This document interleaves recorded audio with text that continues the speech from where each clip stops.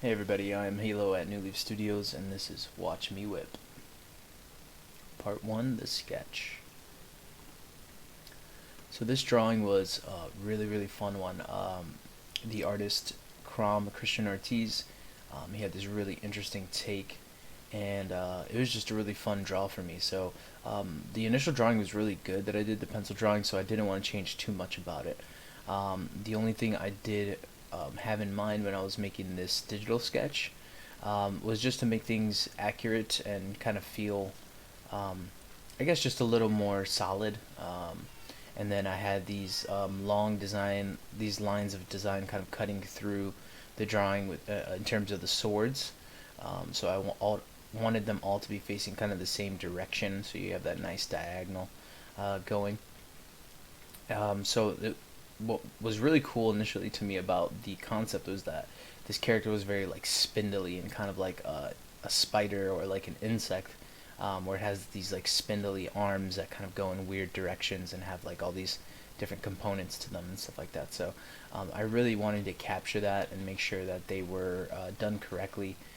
Just the fact that it's like armor and metal kind of gives it a different feeling to it as well, like there's a certain way you kind of have to draw them, different edges and things like that, and all that kind of stuff. So yeah, what I wanted to do was capture the essence of the character, give it my own spin as always, but still remain really true to the character's like creepy factor, and just the coolness of that design initially. I love how there's a bunch of swords kind of like just appearing, like there's no real methodology to where those swords come from. And then I kind of gave him this core of energy, kind of behind him or inside of him. I'm sorry. So yeah, that was pretty fun to kind of just add that in there. It wasn't part of the original character design. There was some like flames kind of coming out of him, but it really wasn't part of the initial character design to have this like core. Sorry about that. So yeah, now it's just adding in the accents to the background, finishing up the little sketch, and then adding in those flames that I was talking about, like coming out, emanating from the core, and just a really fun accent to play with. So I'm almost finished with this line drawing, changing the color of it just so it stands out a little more, and then entering into part 2, the lines. So the line work here, because the sketches were so solid, was very easy and quick. It was, yeah, very straightforward. I just went in and went over the lines. There wasn't a lot of changes that needed to be made within the, to kind of perfect everything.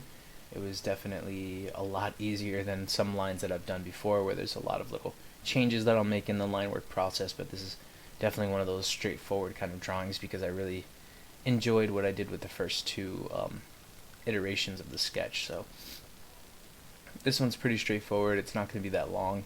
I think it's probably one of the shortest line work videos that I have. But yeah, I just wanted to make sure that there was accuracy to the way that I was, or consistency, I should say, in the way that I was drawing everything. So the arms look, similar. The shoulder armor looks like it's similar in size, even though some of it is a little farther back in depth. And yeah, same with the arms. Just wanted to, even though that they're in two different depths, feel like they're proportionally correct. And yeah, obviously just execute the drawing really well. So this character has like this cool skeletal spine that I really thought was cool. So I didn't really highlight it too much, but you can see it in there. It does come out a little more in the color part, you'll see. I think the really difficult part of this drawing was basically just capturing the essence of what this character, again, could be in terms of creepiness, in terms of like intimidation factor and all that kind of stuff, because I see this guy as like a guardian of, I don't know, like a dungeon or a labyrinth or something like that. So just this kind of character who has who's not real. He's more like a armor that just kind of like through magical mystical means was given life, and he just kind of stands guard over a passageway of some sort or something like that. So yeah, it's actually something that helps illustrators, and if you are an up and coming illustrator, it does help you in the long run to kind of create your own story when you're making a character or when you're designing a character, even taking someone else's character and doing this kind of stuff with it, doing a draw this in your own style, just make your own story behind their origin, behind like where they come from, and that's gonna just add depth to what you end up doing for your final. It just educates you more and gives you more of a direction, so you know kind of like where to go in your own head. Even if you know that wasn't the intention of this initial character, it's just kind of fun to play with those ideas and then execute them. And you know, because especially these draw this in your own style, they are definitely just an exercise in being creative and taking someone's design and kind of giving it your own spin. So definitely have a lot of fun with these, and try to stay as loose as possible with what I do here. Moving into the color section of it. So the color typically goes like this with these draw this in your own style. I did talk about this in an earlier video, but this is not the only way to color. It's kind of the same way. You could use the lasso tool and do basically what I'm doing here, which is just outline the drawing, then use your paint bucket to fill in that highlighted section.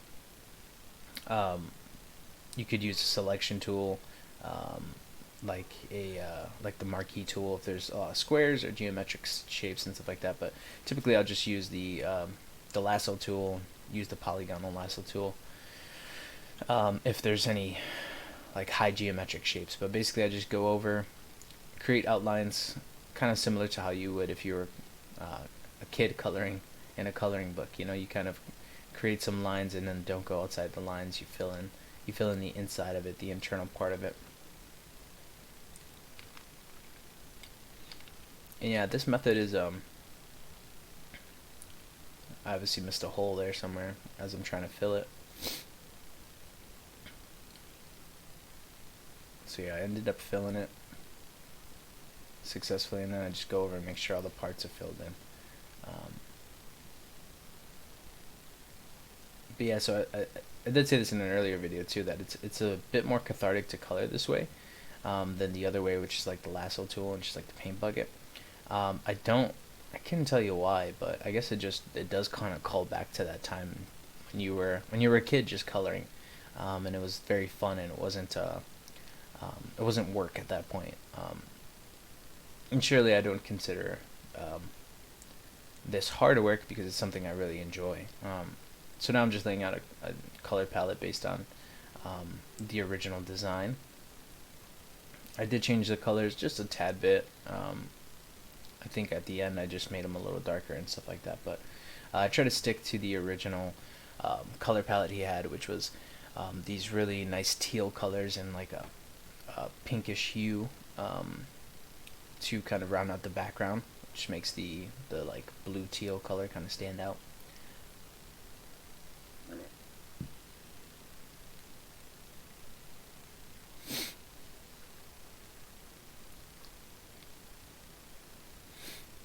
Yeah, so that color is really strong, that teal color.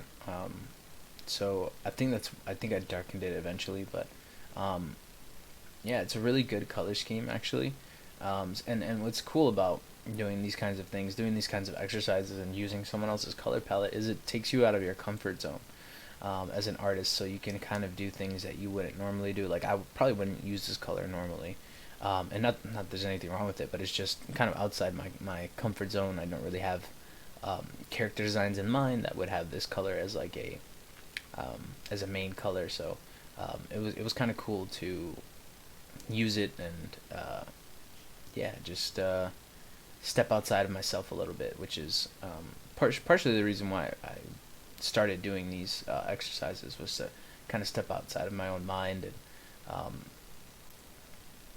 take someone else's character design and just put it into my style. So yeah, learning from other artists basically, while you make a rendition of their work. So it's definitely really interesting for me to do. Yeah, the axe was kind of one of the in the drawing stages. That was one of the things that I was like, how should I execute this? And it was one of the more unknown factors of the drawing. So yeah, I did make it a little darker and kind of desaturated it just a little bit so it has that metallic feeling to it.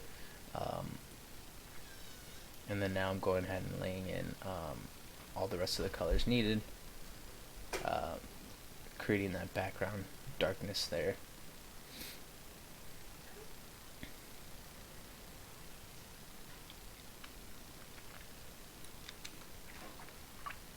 And then we're going to get into the finishing touches here.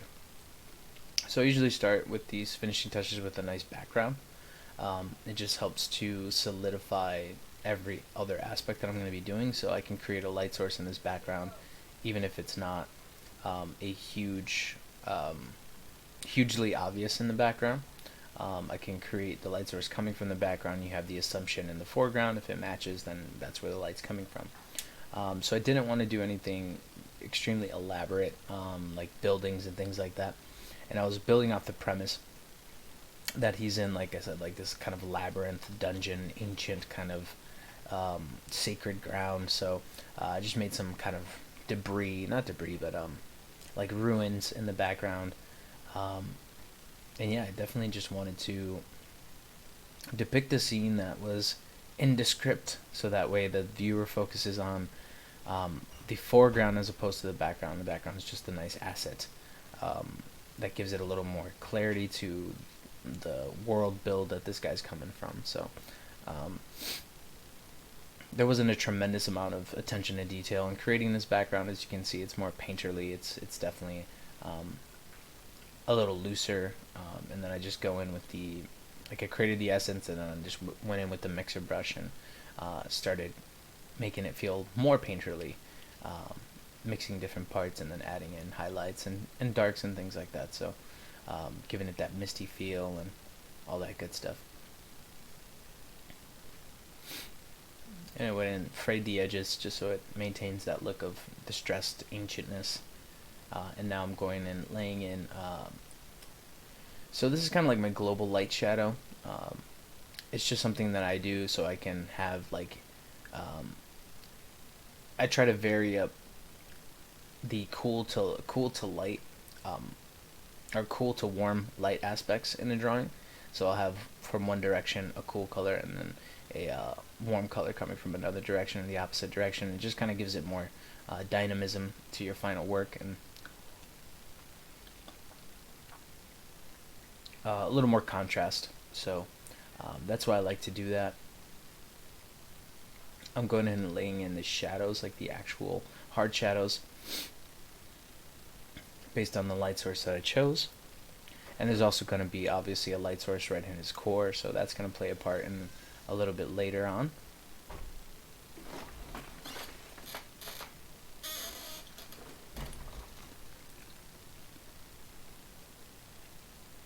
Which might get a little complicated, as you can see, but when you have things like this, illustrative things like that, where you're casting light from a few different sources, it's just it's just best to try your best and not worry and be super exact on where all the light's coming from and stuff like that. So you just want to make sure that you're doing your best to emulate those light sources and things like that, and not get stuck on every single piece of light, and trying to make it 100% as accurate as possible. So yeah, being mindful is great, but also being a perfectionist just kind of kills the creativity aspect of it, and it can kind of hinder you from creating a final piece. So what you want to do here is just with these multiple light sources, is just to do your best. Do your best, and don't necessarily worry or critique yourself too hard. What I was doing there was creating just changing the color of the line work so it blends a little with the feeling of the armor, maintains that metallic feel. I went in and I took the color that I was using for flames, and then I added a Gaussian blur, so there's a bit of a glow to those flame aspects, and then now I'm moving in with some of the hard light aspects where the flames are nearest the armor. And as you can see, like again, some of it is not super accurate, but it is it's just my attempt at creating those little specks of light source. And then I just went in and used a filter to take away a little of that hardness. I used a Gaussian blur, so it's again, it's just a bit softer. It's not gonna draw your eye in completely. And then I went back in and did a little more hard light, and I believe that I'll go ahead and blur that a little too. Just I just like to soften things, so the attention is not taken away from the entire drawing into those few focal points. It's the entire drawing. So there's intentional things that you do as an illustrator to get the viewer's eye to focus in one specific area or the other. And there's, you know, from the sketch drawing all the way through to the color assets. That's something that you do, like I said, to draw your viewer's eye and force them into one space or the other. And it's really just dependent upon what you feel is important inside the drawing. So this is just reinforcing that in the color stage, or in the final color stage, I should say, the highlights, the lowlights, the glows, all of the effects, basically. So that's been Watch Me Whip, guys. Find Kram Christian Ortiz on Instagram. Take it easy.